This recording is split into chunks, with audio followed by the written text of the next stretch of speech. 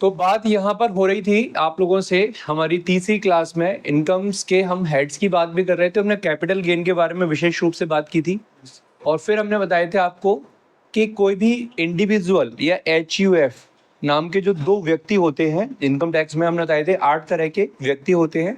इन दो तरह के व्यक्तियों द्वारा कमाई जाने वाली आय के ऊपर इनकम टैक्स लगाने के लिए वर्तमान समय में दो प्रकार के अलग अलग स्कीमें दी गई हैं। जिस एक को कहा जा रहा है ऑप्शनल स्कीम, जिसे हम ओल्ड स्कीम भी कहते हैं, ओल्ड टैक्स रिजाइम भी बोलते हैं, और दूसरा होता है न्यू स्कीम, जिसे हम रेगुलर स्कीम भी कहते हैं।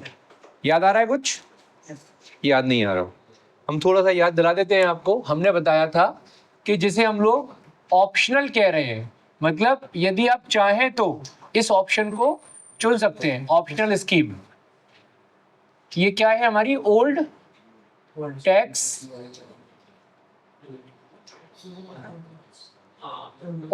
रिजाइम। इसमें क्या हो रहा था? इसमें हमने कहा था कि कोई भी इंडिविजुअल HUF व्यक्ति जिसकी इनकम 0 से लेके 2.5 लाख रुपए तक है, इन्हें 0 टैक्स देना होता है। दूसरा हमने बताया था कि यदि इनकम 2.5 लाख से 5 लाख तक है तो हमें मात्र 5% टैक्स देना है, और जिनकी इनकम 5 लाख से 10 लाख रुपए तक है ऐसे लोगों को 20% का टैक्स देना होता है, और जिनकी इनकम 10 लाख से ऊपर हो गई ऐसे लोगों को 30% का टैक्स देना होता है। ये बात थी ओल्ड टैक्स रिजाइम में। अभी पुराना सिस्टम है तो उसमें पुराने में कुछ और भी ऐसी चीजें थी जो इसको खास बनाती हैं। लेकिन सरकार का उद्देश्य क्या है? ज्यादा से ज्यादा लोगों को टैक्स के दायरे में लेकर आना। यह समझने वाली बात यह है, सरकार का कहना यह है कि आप अपनी इनकम को रिपोर्ट तो करो।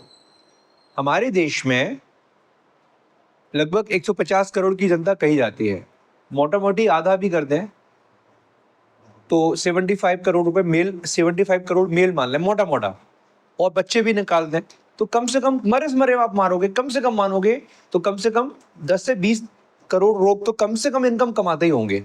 मैं इंडिविजुअल्स की बात कर रहा हूं। 20 करोड़ से क्या ही कम लोगे आप।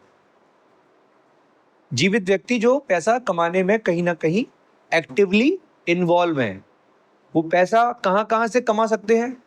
कई सारे लोग जॉब करते हैं, आपको मालूम है, कई सारे लोग ठेकेदारी का काम कर रहे हैं, कई सारे लोगों की प्रॉपर्टीज किराए पे दी जाती हैं, घर उन्होंने दुकानें किराए पे दे रखी हैं।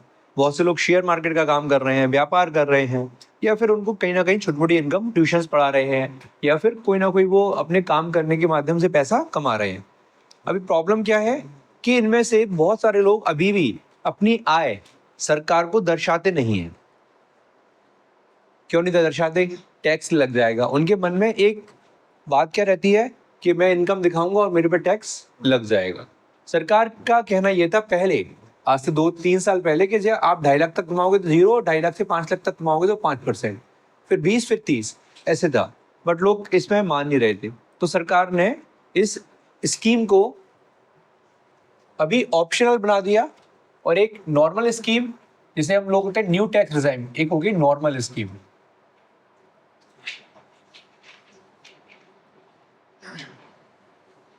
ये हो गया न्यू टैक्स रिजाइम।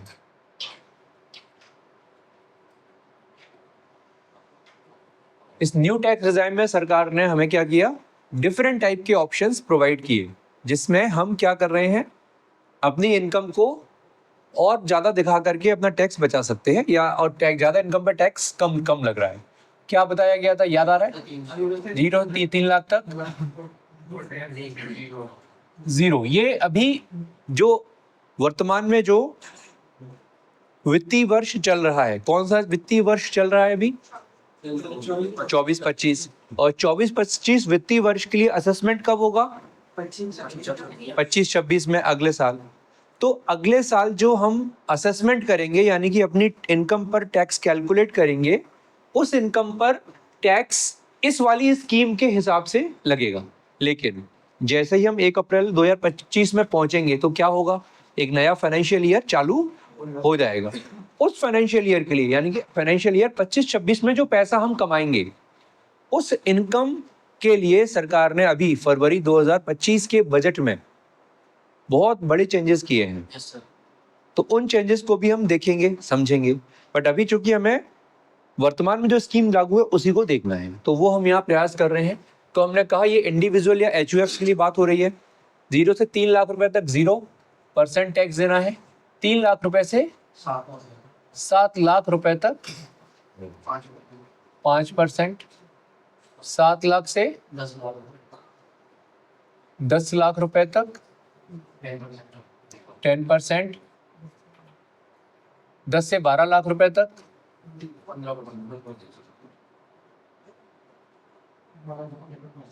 15%, 12 से 15 लाख रुपए तक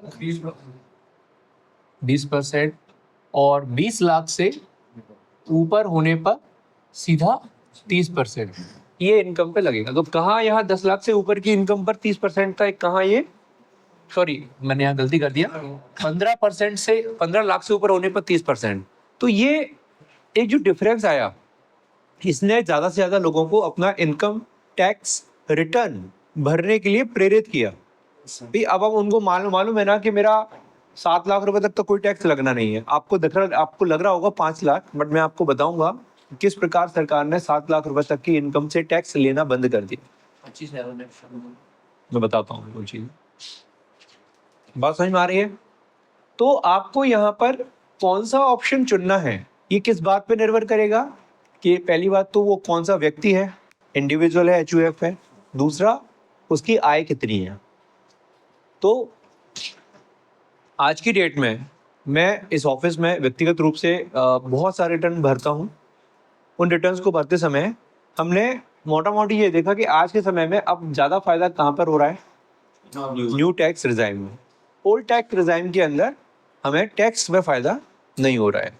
लेकिन होता ये है ना कि ये एक ऐसी, कहते हैं ना, फितरत होती है किसी किसी की, कि बोले आपको जहाँ पर उसने हंसाया तो वहाँ कुछ ना कुछ ऐसा डाल देंगे जिससे आपको रोना भी आएगा।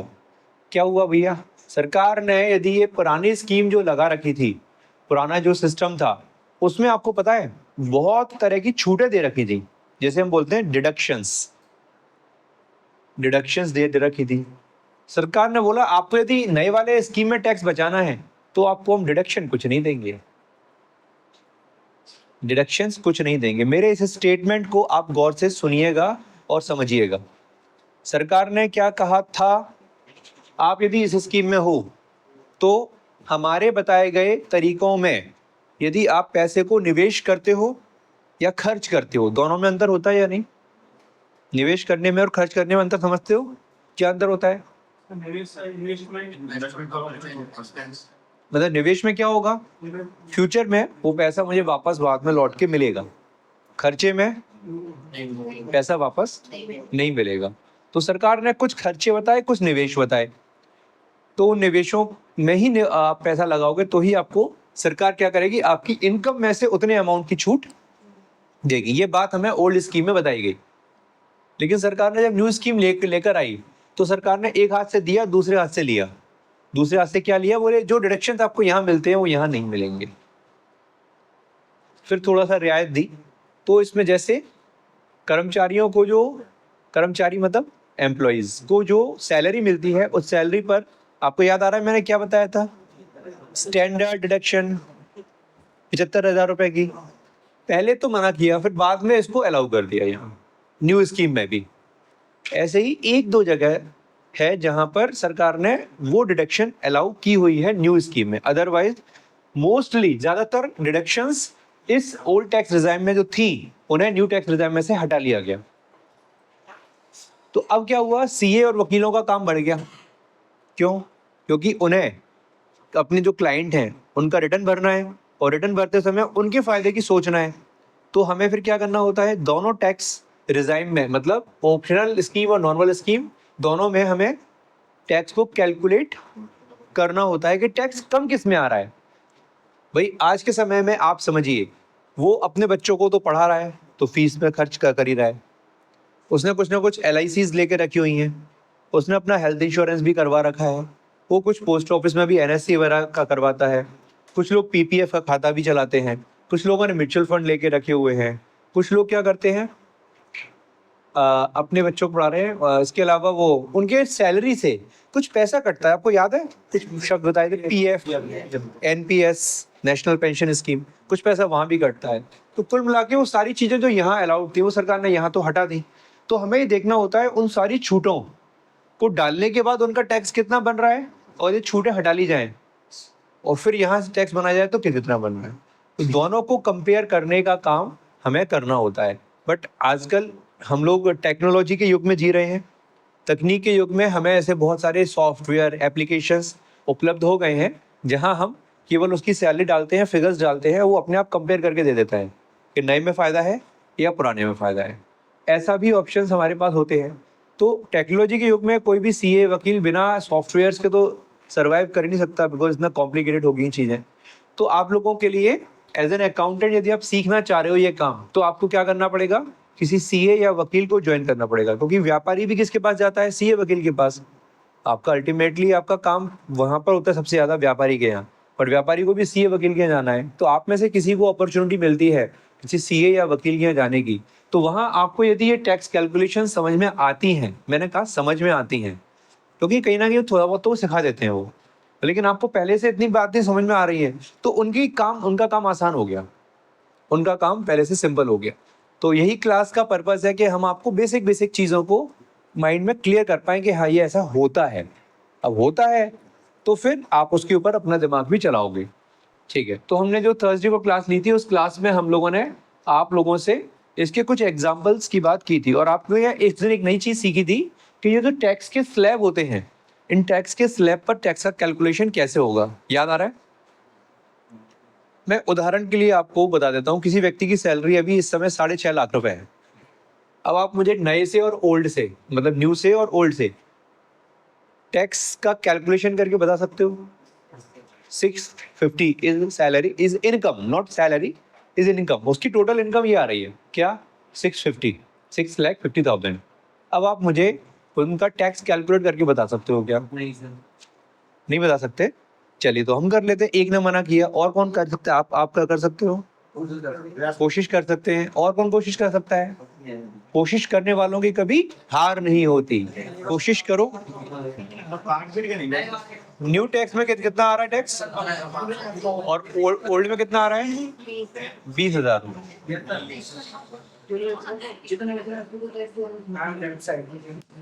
आप लोगों को समझ में आ रहा है ये?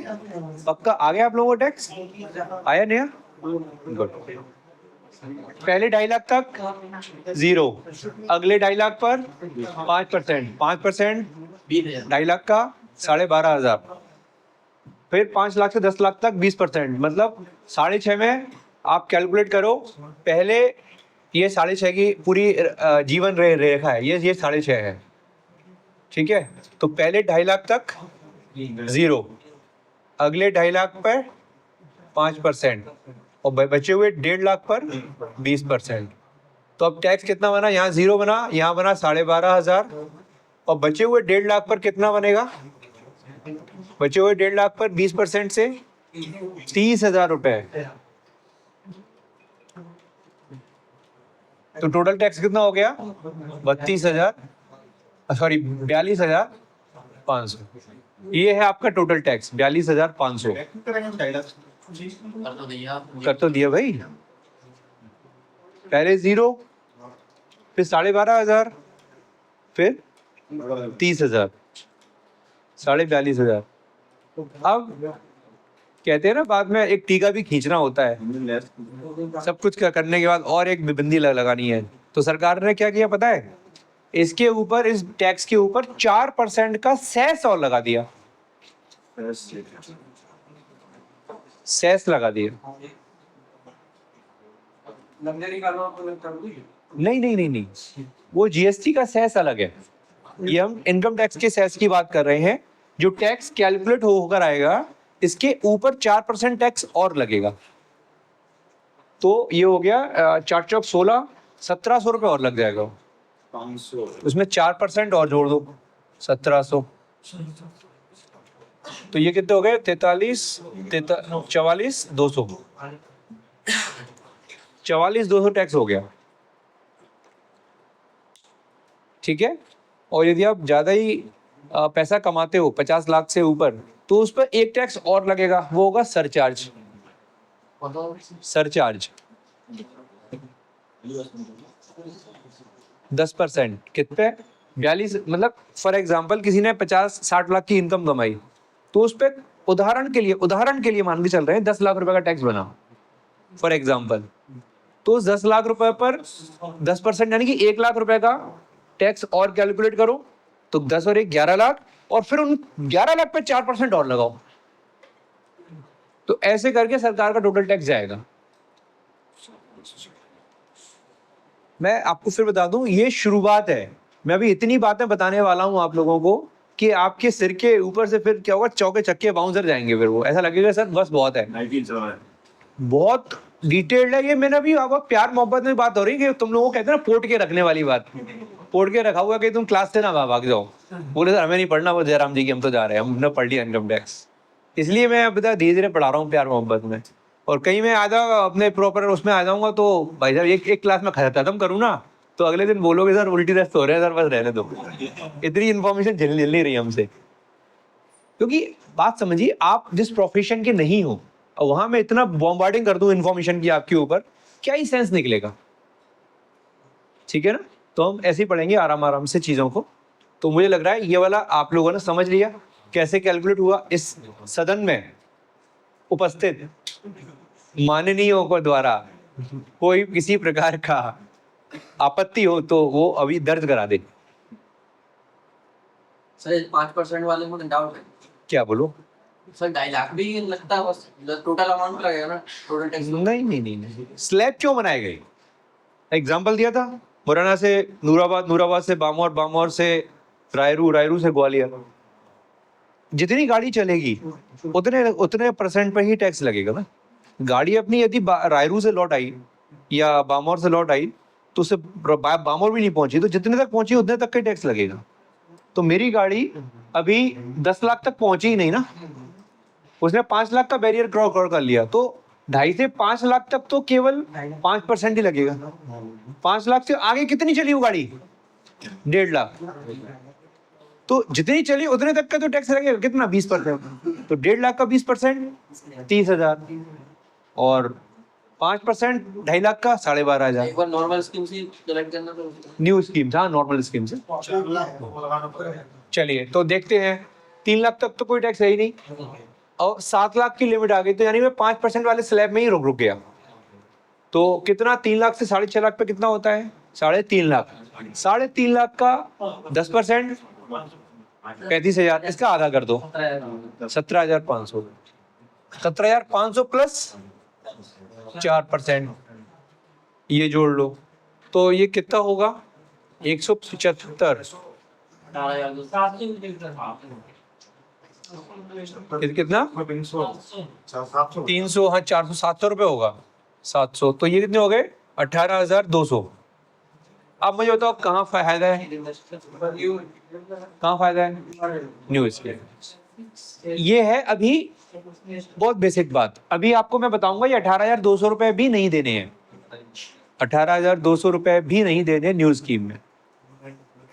क्यों? क्योंकि सरकार कहती है कि भैया इस देश में बहुत गरीब लोग हैं, तो 7 लाख रुपए आजकल महंगाई के दौर में कमाना कोई बड़ी चीज नहीं रह गई है। सरकार क्या कर रही है? सरकार कह रही है कि जो लोग 7 लाख से ऊपर निकलेंगे उन्हें तो ये टैक्स देना ही देना पड़ेगा, लेकिन जो लोग 7 लाख तक पहुंचते पहुंचते रुक गए, उन लोगों को हम क्या करेंगे? एक विशेष प्रकार की रिबेट देंगे। आपको याद हो जब पहली क्लास मैंने ली थी तो वहां 3 तरह के शब्द मैंने बोले थे। कौन कौन से? एग्जम्पशन, रिबेट और डिडक्शन। मैं बार बार इन शब्दों का उपयोग कर रहा हूं मेरे लेक्चर्स में। मैंने बोला 3 लाख रुपए तक की इनकम एग्जम्प्ट है, एग्जम्प्ट है। सरकार ने बोल दिया कि 3 लाख रुपए तक कोई टैक्स नहीं देना। मैंने कहा कि आप लोगों को जो आप पैसा निवेश करोगे या पैसा खर्च करोगे जो सरकार ने बताया उसके अनुसार, तो आपको क्या मिलेगी? डिडक्शन। अभी मैं कह रहा हूं कि सरकार कह रही है कि यदि जिन लोगों की इनकम 7 लाख रुपए तक है उन लोगों को हम क्या देंगे? रिबेट। तो तीनों शब्द अलग हैं, रिबेट, डिडक्शन और एग्जम्पशन। तो यहां पर हम बात कर रहे हैं रिबेट का कैलकुलेशन का तरीका। तो सरकार का कहना यह है कि जो भी टैक्स बनेगा या 25,000, जो भी टैक्स बनेगा या 25,000, जो भी अधिक होगा उतनी ही छूट हम, सॉरी, जो भी कम होगा उतनी ही छूट आपको दे देंगे। लेकिन शर्त क्या है? इनकम 7 लाख से ऊपर नहीं जानी चाहिए। किसी की इनकम 10 लाख है, अब वो कहे कि सर 25,000 की छूट दो, नहीं मिलेगी। 25,000 की छूट किन के लिए है? जिनकी इनकम 7 लाख तक पहुंच पा रही है। 7,75,000 रुपए तक होती है तो कितना टैक्स बनेगा, एक बार हम कैलकुलेट करके देखते हैं। तो 3 लाख तक जीरो है, और 3 लाख से, कैलकुलेटर है आपके पास? मैं एक बार जरा कैलकुलेट करके बता देता हूँ आपको। अभी मेरे पास टोटल इनकम है 7,75,000 मान के चलो, 3 लाख तक तो एग्जेम्प्ट है, तो 3 लाख रुपए तक तो कोई टैक्स लगेगा ही नहीं। तो कितना बचा? 4,75।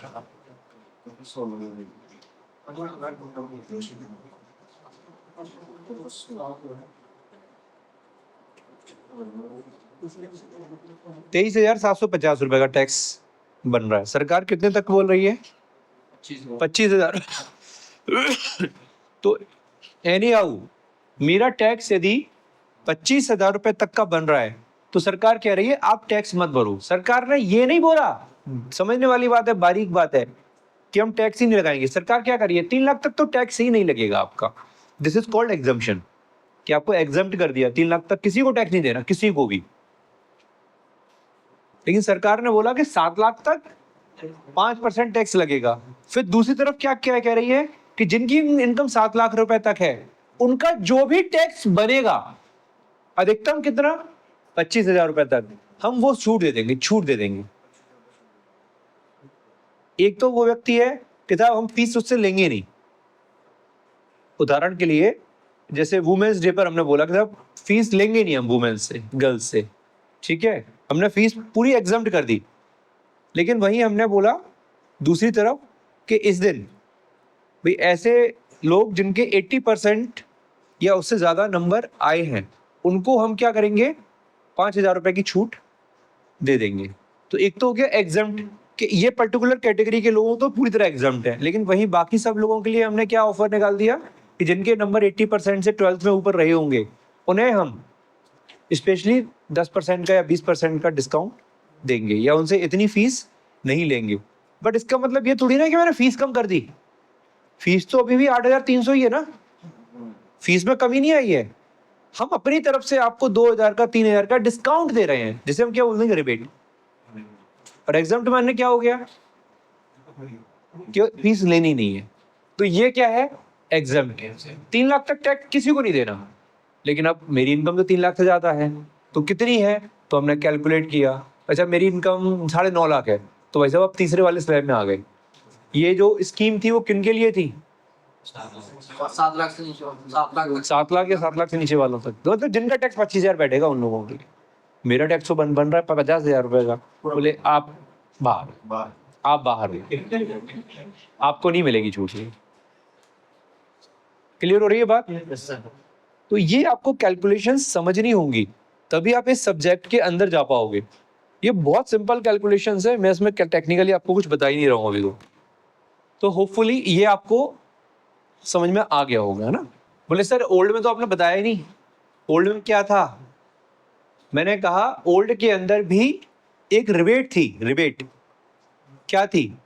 जिनकी इनकम 5 लाख रुपए या उससे कम है उन लोगों को सरकार 12,500 रुपए तक की छूट प्रोवाइड करती थी।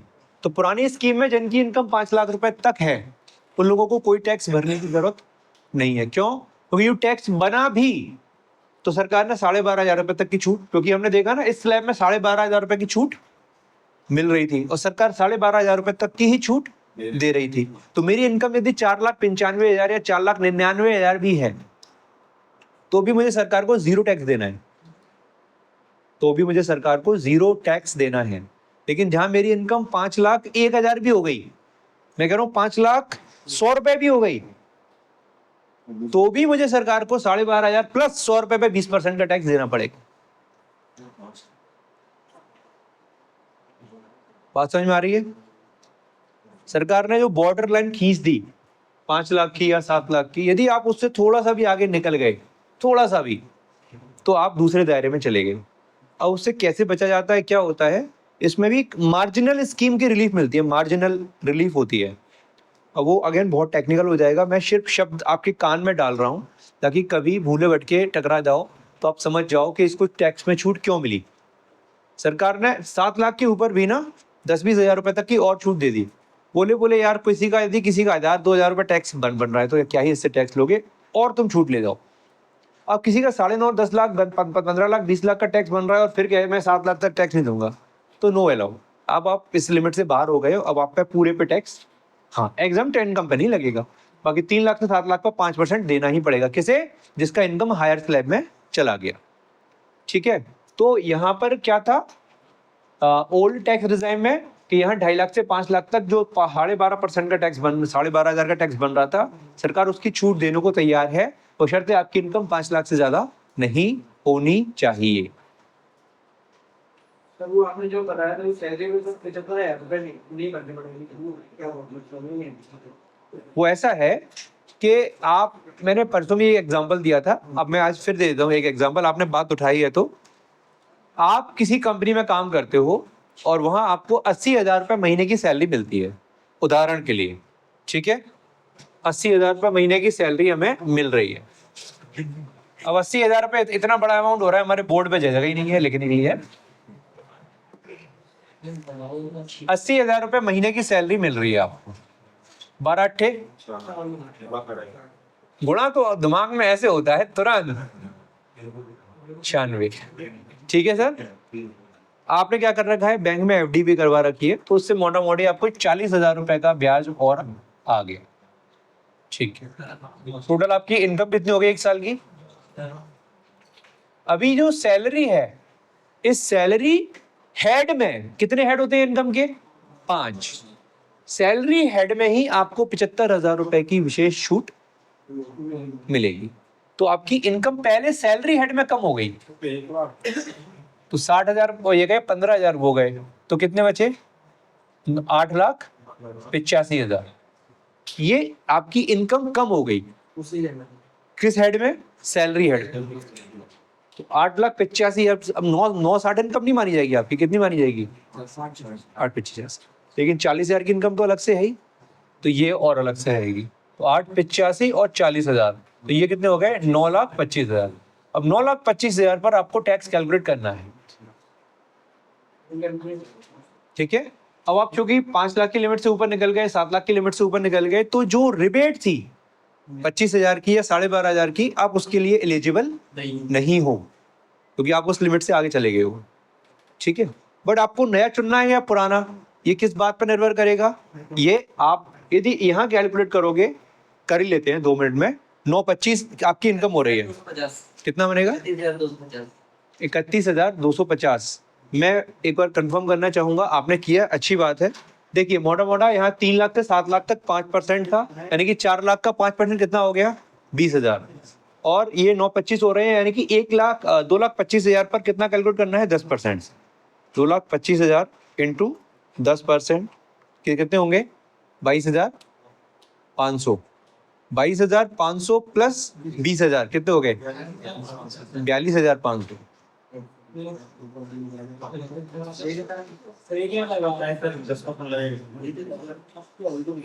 बात यहाँ तक समझ में आ रही है? 42,500 रुपए, तो यहाँ टैक्स बन रहा है 42,500। अब आप आ जाओ ओल्ड टैक्स रिजाइम में। ओल्ड टैक्स रिजाइम में कितना टैक्स बनेगा? 2.5 लाख तक तो जीरो है, 2.5 लाख से 5 लाख तक 5% है, लेकिन यहाँ पर कुछ विशेष प्रकार की डिडक्शंस हमारे लिए उपलब्ध हैं। अब आपसे पूछा जाएगा, क्या आपका सैलरी जो मिली उसमें से कुछ पैसा काटा गया था पीएफ में या एनपीएस में? तो आपने बोला हाँ भाई साहब कट तो रहे थे। कितना कट रहे थे? बोले लगभग मान के चल रहे हैं 15,000 रुपये महीने कट रहे थे। तो कितने हो गए? 1,80,000। बोले 1,80,000 तो उसी में कट गए। फिर बोले बाल बच्चे हैं? आप बोलो सर शादी नहीं हुई, आप क्यों मजाक कर रहे हो? बाल बच्चे कहाँ से आएंगे मेरे? ठीक है चलो नहीं है, मतलब वैसे मुझे याद नहीं था कि आप शादीशुदा नहीं हो, तो वैसे तो सामने डिस्कशन कर सकते हैं बैठ के। बिल्कुल, हम पूछते हैं क्लाइंटों से, हालांकि ऐसा मजाक नहीं करते। ठीक है, तो फिर उससे पूछते हैं भैया कहीं और इन्वेस्टमेंट्स वगैरह। हालांकि आपको ये पता होना चाहिए कि जो सरकार ने डिडक्शंस हमें दी हैं उनकी भी एक लिमिट होती है। ऐसा नहीं है कि अनलिमिटेड हो, अदरवाइज लोग पूरा का पूरा पैसा इन्वेस्ट करके जीरो टैक्स भर देंगे। सरकार ने वहां डिडक्शन की लिमिट क्या लगा दी, 1.5 लाख। पूरे 1.5 लाख रुपए तक आपको जितना निवेश करना है, खर्चा करना है कर लो, इससे ज्यादा नहीं मिलेगा। तो आपका तो ये 180 हो गया, तो 1.5 लाख की छूट तो आपको यहाँ पर मिल जाएगी। हमने आपसे पूछा अच्छा आपने कोई अपनी हेल्थ इंश्योरेंस, वो अलग से मिलता है, लेके रखा हुआ है? आपने बोला हाँ सर मैं ले रखा है। कितना प्रीमियम जा रहा है? बोले साहब 15,000 रुपए साल का। तो हमने 15,000 रुपए वो भी कम कर दिए, तो टोटल आपका ये कितना हो गया, 1,65,000। तो आपने 925 में से 1,65,000 रुपए घटा दिए, कितने बचे? 925 माइनस 150 माइनस 15,000, 7,60,000। भाई साहब ने अच्छा टैक्स कैलकुलेट किया, 7,60,000 रुपए निकल, ये आपकी इनकम बची। अच्छा, बोले यही मिलना है बहुत है। 150 माइनस 15,000, 15,000 किस चीज के थे? हेल्थ इंश्योरेंस की डिडक्शन मिल गई। बोले आप बड़ा अच्छा काम किया, आपने खुद का स्वास्थ्य बीमा करा लिया। कल की डेट में बीमार पड़ेंगे तो हॉस्पिटल जाएंगे तो हॉस्पिटल खर्चा बीमा कंपनी देगी। और 1.5 लाख रुपए आपका जो पैसा है वो सरकार के बताए अनुसार एनपीएस या पीएफ में निवेश हो रहा है। मतलब आपने अपने बुढ़ापे के लिए पैसा बचा रहे हो, बड़ा अच्छा काम कर रहे हो, हम पे बोझ नहीं बनोगे। ये कौन कह रहा है? सरकार।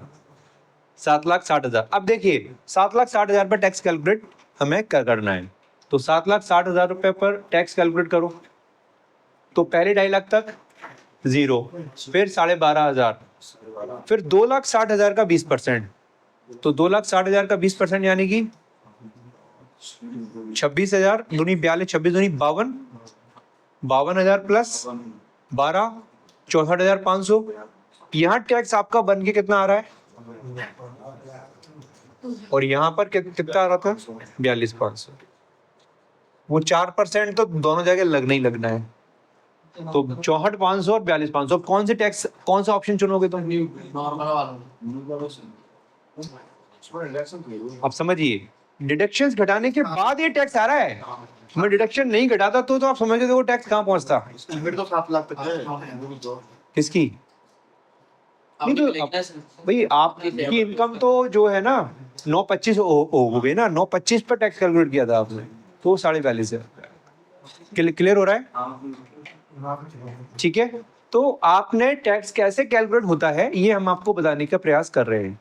तो इसमें आपने देखा कि एक तो स्लैब वाइज टैक्स कैलकुलेट करना होता है, दूसरा 4% एडिशनल लगता है एज अ सेस, और जिनकी इनकम 50 लाख या उससे ज्यादा होती है उनके ऊपर एक्स्ट्रा क्या लगता है? सरचार्ज। वो सब चीजों के नोट्स वगैरह हम ग्रुप में नहीं तो डलवा देंगे, एक फोटो खींच के, बुक है मेरे पास, इसमें सब कुछ दिया हुआ है, या कुछ नोट्स होंगे तो वो भी हम दिलवा देंगे आपको। तो कुल मिला के ये पूरी कहानी समझ में आ रही है आपको? ये है टैक्स कैलकुलेशन करने का मोटा मोटा तरीका। अभी किसी व्यक्ति की कैपिटल गेन से कोई इनकम है, कैपिटल गेन से, तो वहां बताया था कितना परसेंट टैक्स लगेगा आज की रेट में? 12.5% या 20%, ये बताया था मैंने आप लोगों को। तो ये जो टैक्स की रेट्स हैं ये कहलाती है स्पेशल टैक्स रेट। तो अभी तो मैंने इस इनकम में ना तो कोई कैपिटल गेन लिया, ना ही मैंने कोई अदर, यदि कोई कैपिटल गेन हो रहा होता तो उस पर टैक्स लगता। वो किस रेट से लगता है? स्पेशल रेट से। वो फिर कैलकुलेट करते, फिर उसमें सब चीज़ों को ऐड करके कैलकुलेशन करते। तो again it's not like purely income tax classes, it's a basic classes जहां हम आपके दिमाग में कुछ बीज डाल रहे हैं बार बार। पहले गुड़ाई वुड़ाई कर रहे हैं जमीन की, शायद इनमें से कुछ पौधे उगाएं तो उगाएं, है ना। तो it's just a basic elementary class, ताकि आपके मन में एक इंटरेस्ट क्रिएट हो जाए, एक चाह क्रिएट हो जाए। तो ये मैंने आप लोगों के साथ में एक छोटी सी बातें डिस्कस की आज इस क्लास के अंदर। अभी हम टीडीएस आज भी शुरू नहीं करेंगे, टीडीएस हम कल से शुरू करेंगे। बहुत अच्छा प्रश्न है और ये बहुत सामान्य प्रश्न है। अच्छा इसलिए कहा क्योंकि इन्होंने पूछा, भाई जिसके पास जितनी नॉलेज है वो सबसे अच्छे क्वेश्चन पूछेगा तो अच्छा कहा जाएगा। तो देखिए, विरासत में मिलने वाली जो संपत्तियां होती हैं उनकी हमें एक निश्चित तारीख बताई गई थी, 1 अप्रैल 2021। उस दिन उसकी वैल्यू क्या मानी गई थी? कॉस्ट इन्फ्लेशन इंडेक्स बताया था मैंने, 100 होती है, आज में 343 है आज की डेट में उसकी वैल्यू। तो आपको 1 अप्रैल 2001 वाले दिन उस प्रॉपर्टी की कलेक्टर गाइडलाइन से क्या वैल्यू थी, ये आपको कहां से मिलेगा? रेवेन्यू ऑफिस से, तहसीलदार के यहाँ से। हर एरिया की एक सर्किल रेट होती है, ये रेट्स आपको एरिया वाइज मिल जाती हैं, आप यदि एक बार जाके ढूंढोगे तो 2001 में उस एरिया की क्या रेट थी वो आपको निकालनी पड़ेगी, ठीक है। फिर आज उस प्रॉपर्टी को आप बेच रहे हो, अपने पूर्वजों की प्रॉपर्टी को, तो आज बेचोगे तो आज तो महंगाई ज्यादा है, तो इसके लिए हमको क्या लगाना पड़ेगा? कॉस्ट इन्फ्लेशन इंडेक्स, जो आज ऑलमोस्ट 367 है या 300 ऐसा कुछ था, 363 या 67 ऐसा कुछ था। उसके हिसाब से वो कैलकुलेट करके हमें आज की वैल्यू निकालनी पड़ेगी। फिर सरकार ने हमें क्या ऑप्शन दिया? या तो आप न्यू स्कीम चुनो या ओल्ड स्कीम चुनो, मतलब या तो 10% प्लस 10% से टैक्स भरो, उसमें आपको इंडेक्सेशन का बेनिफिट मिलेगा, या आपको क्या करना पड़ेगा? 12.5% के हिसाब से टैक्स भरना पड़ेगा। तो यहाँ पर आपको समझना ये होगा कि आपको कहाँ फायदा है।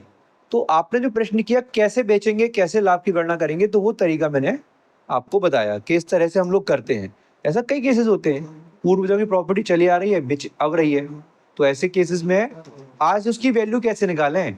आज वो प्रॉपर्टी तो हमने कभी कैलकुलेट की नहीं, खरीदी नहीं, और वो तो मुझे मेरे नाम से नामांतरण हो गया, रजिस्ट्री म्यूटेशन बोलते हैं, वो ट्रांसफर हो गया, और 50 साल से हम उस प्रॉपर्टी का उपयोग कर रहे हैं, बट सम हाउ हम आज उस प्रॉपर्टी को बेच रहे हैं। अब बेच रहे हैं तो आज वो बिक रही है 2 करोड़ की, मार्केट में महंगी होगी प्रॉपर्टी बहुत, अब 2 करोड़ रुपए आ रहा है। 2 करोड़ इन द सेंस, ध्यान रखना, बताया था ना मैंने कि 2 करोड़ में बिकने का मतलब 2 करोड़ की रजिस्ट्री होना नहीं होता है। कई बार मार्केट की वैल्यू उसकी 2 करोड़ है, लेकिन एग्जैक्टली उसकी कलेक्टर गाइडलाइन से आज उसकी रजिस्ट्री हो रही है 60 लाख की, उदाहरण के लिए। तो हमें टैक्स कितने में भरना पड़ेगा? 60 लाख के हिसाब से। लेकिन 60 लाख तो मेरी सेल वैल्यू है, तो उसकी परचेज वैल्यू कैसे निकालेंगे? क्योंकि कोई चीज सेल हुई तो उसकी कुछ ना कुछ परचेज वैल्यू तो होनी चाहिए। आप कह रहे हो साहब मुझे तो विरासत में मिली है, तो विरासत में मिली है तो ऐसे केसेस में हम लोगों को 1 अप्रैल 2001 वाले दिन उसकी उस एरिया की कलेक्टर गाइडलाइन वैल्यू जो थी वो निकाल के और उस आज के हिसाब से कन्वर्ट करना पड़ेगा, महंगाई दर के हिसाब से। पता चला कि वो वैल्यू बैठी 20 लाख रुपए, उदाहरण के लिए। तो 20 लाख रुपए को माइनस करेंगे 60 लाख में से, तो बचे हुए 40 लाख रुपए पर आपको या तो सरकार को टैक्स भरना पड़ेगा या फिर सरकार के बताए गए तरीकों से निवेश करना पड़ेगा। एक सेक्शन होता है सेक्शन 54, ये कैपिटल गेन सेक्शन होता है। ये एग्जम्पशन बताता है कि आपने कोई भी प्रॉपर्टीज बेची, कमर्शियल बेची, एग्रीकल्चर बेची, रेजिडेंशियल बेची, और उस प्रॉपर्टी से आपको कुछ गेन हुआ, लाभ हुआ, अब आप उस लाभ पर टैक्स नहीं भरना चाह रहे हो, उस टैक्स को बचाना चाह रहे हो, तो सरकार के बताए गए इस धारा सेक्शन के अंतर्गत बताए गए तरीकों के अनुसार यदि आप उस पैसे को निवेश करते हो, किसी दूसरी प्रॉपर्टी में लगाते हो, तो आपको क्या होगा? टैक्स नहीं भरना पड़ेगा। बट ये कब जरूरत पड़ती है? जब साल में एक आध बार कभी किसी को जरूरत पड़ेगी तो पड़ेगी। हम और आप रेगुलर में तो प्रॉपर्टी खरीदते बेचते हैं नहीं। तो ये मैंने आपकी नॉलेज के लिए बता दिया, तो कभी ऐसा काम पड़े तो बेझिझक आप मेरे पास आ सकते हैं, है ना। मैं थोड़ा डिस्काउंट दे दूंगा आपको कंसल्टेशन फीस में, है ना, तो मैं कर दूंगा आपके लिए कैलकुलेशंस। और सीखना हो तो मैं आपको तरीका बता रहा हूँ, सेक्शन 54 है, आप यूट्यूब पे जाइए, सेक्शन 54 एग्जम्पशन सर्च कीजिए। But again it's a matter of practice. आप एक बार समझ लोगे अच्छी बात है, बट याद कैसे रख पाओगे? प्रैक्टिस से। हमारे पास साल में 2 4 5 केस ऐसे आ जाते हैं जहां हमको कैपिटल गेन कैलकुलेट करना होता है, तो वो चीज़ें हमारे प्रैक्टिस में रहती हैं, और आप लोगों के पास वो काम ही नहीं है कोई। आप तो पहली बार सुन रहे हो, समझ रहे हो ऐसा कुछ होता है, तो ऐसे केसेस में आपको क्या करना होगा? अच्छा, इसमें एक और इंटरेस्टिंग पॉइंट बता देता हूँ बस आप लोगों को जानकारी के लिए, वो ये कि आपने शेयर्स बेचे, म्यूचुअल फंड्स बेचे और वहां से कुछ कैपिटल गेन हुआ, तो आप इस सेक्शन में निवेश करते हो या कोई प्रॉपर्टी में निवेश कर रहे हो तो वहां की छूट यहाँ मिल जाएगी। तो कैपिटल गेन यदि हो रहा है शेयर्स से या म्यूचुअल फंड से, और आप उस गेन को निवेश करते हो प्रॉपर्टीज में, तो भी सरकार छूट दे देती है। ये जानकारी जो है सुनने में बड़ी अच्छी लग रही है, बट याद कितनी रख पाएंगे? ये उसी तरह है जैसे रील्स शॉर्ट्स हम लोग पलटते हैं, तो मेरी जानकारियां जो है ना रील शॉर्ट्स की तरह हैं, तो सुनने में तो बड़ी अच्छी लग रही हैं, लेकिन 2 मिनट बाद याद नहीं रहेगा कि सर ने क्या बोला था।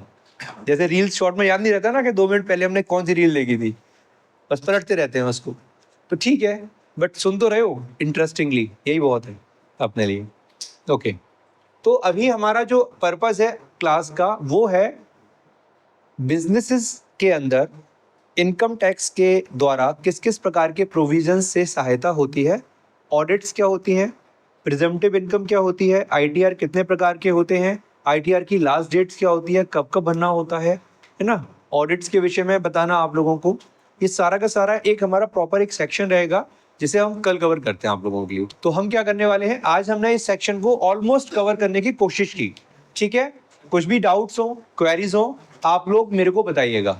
यू शुड बी अवेयर किस चीज़ के लिए, किस सारी ऑडिट्स क्या होती हैं, सारी आईटीआर क्या होते हैं, आईटीआर कितने प्रकार के होते हैं, कब भरे जाते हैं, क्या लास्ट डेट होती हैं इसकी, है ना सर। इस आईटीआर भरते समय कौन कौन सी बातों का ध्यान रखा जाता है, ऑडिट्स करते समय कौन कौन सी बातों का ध्यान रखा जाता है, कैश पेमेंट्स की लिमिट्स क्या हैं। ऐसे बहुत सारे टॉपिक्स हैं जिनके विषय में हम आपसे कल की क्लास में डिस्कशन करेंगे ताकि आप लोगों की जो प्रैक्टिकल वर्किंग नॉलेज है वो अपडेट हो जाए।